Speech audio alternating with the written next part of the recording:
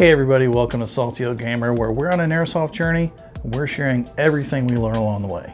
Today we're taking a look at a pretty cool historical war era AEG replica, the G&P M16A1 VN. And we're going to go over every inch of it tip to butt, so stay tuned.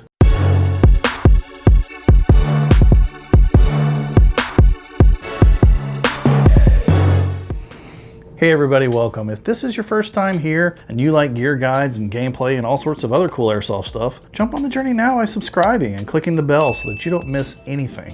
This is the G&P Vietnam era M16A1. This is a gun we got inside a recent Evike box of Awesomeness, and this gun retails for $320. And also in that same box, we got an EMG Sky Blue pistol, which retails for $180. So needless to say, we were not complaining. And this G&P replica is a one-to-one replica of the real M16A1 from the Vietnam era. And we're gonna dig into it, but before we do, let's see what's in the box. What's in the box? So again, this is the G&P M16 VN. I'm gonna take a wild guess and say it's an M16. And it is. Definitely an open box item, but you know, kind of what you expect from Eveke's box of Awesomeness. You're getting a great deal on something that would ordinarily cost a lot of money, but it may have been a display item or it may have been test fired. So there we have it, the G&P M16 suite. I actually don't think that this is the M4A1 carbine unless this is a generic user's manual. This is G&P's upgraded gearbox, so let me take a second to look this up real quick. The G&P M16 VN is, it's the Vietnam era M16. It's a throwback model, 100% to spec. Mimics the Vietnam era M16. It's got laser engraving of the G&P logo, laser engraving of the real steel equivalent verbiage, safe semi-automatic fire selection controls. Yeah, and I know that this receiver is full metal and it is quite heavy, but the handguard and the pistol grip and the buttstock are all plastic. Metal flash hider replacement. And this gun sells for $320. It is a top tier Airsoft AEG. This has got G&P's i5 gearbox in it, which is a version 2 gearbox, but it's their upgraded version 2 gearbox that has just tons of upgrades through it. Single side mag release. It does have the small Vietnam era M16 magazine, but it will take any M4 magazines in this gun. A stationary sling mount on the back, swivel sling mount on the front.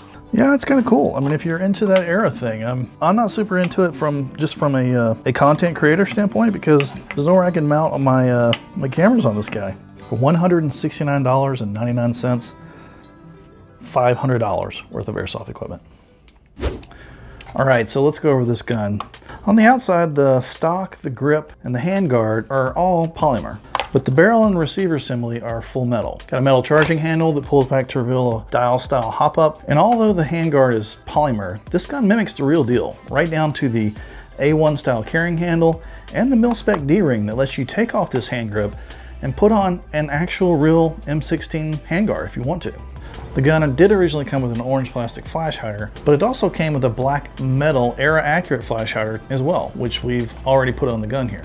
The gun has single side fire selection controls, semi-safe and full auto, and a single side magazine release as well. The magazine itself is a Vietnam style 110 round mid cap, although the gun will take any standard M4 magazines as well.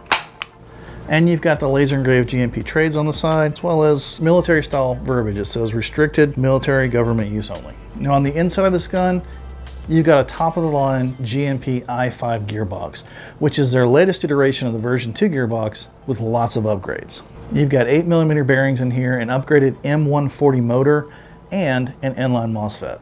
In fact, this is the only gun I've literally ever seen advertised online saying it recommends an 11.1 LiPo battery. And while we're on the subject of batteries, that often seems to be one of my main complaints about a lot of guns. Well, this gun takes Dean connector batteries, and it's got ample battery space, which you get to by undoing this screw on the buttstock and then opening it up. The problem with it is, once you take that butt plate off, the wire inside of this long stock is kind of recessed down in there. I simply could not get any leverage to connect the Dean's connectors at all with the buttstock on. And I literally had to completely unscrew the buttstock, remove it, thread the battery into the buttstock, and then reattach it in order to have the leverage I needed on those wires to get them connected. Now going forward, you can get a Dean style extension, and that is exactly what we'll be doing. Now all in all, this gun just really strikes a very iconic look. I gotta admit, I was not super excited when I first saw it. And the reason why is because, although it is very iconic, I filmed gameplay. Where on earth am I gonna put my camera setups on here? But my son loves the historical war guns. He really wants to get a PPSH from World War II. When he saw it, he fell in love with it. He was super excited about it. And if you're a fan of those nostalgic Vietnam era films, then you're gonna love this gun too. You know those iconic films I'm talking about, like Apocalypse Now and Platoon. Maybe if you're a fan, even Casualties of War. But seriously though, this is a pretty cool looking gun. But as with every AEG, historical era replica or not, we want to know how's it perform. So let's go check that out right now.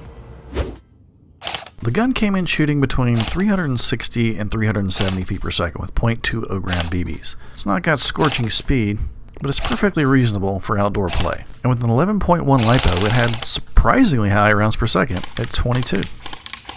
Now, firing the gun, the hop-up was perfectly good. We were shooting on a line from 50 to 70 feet away.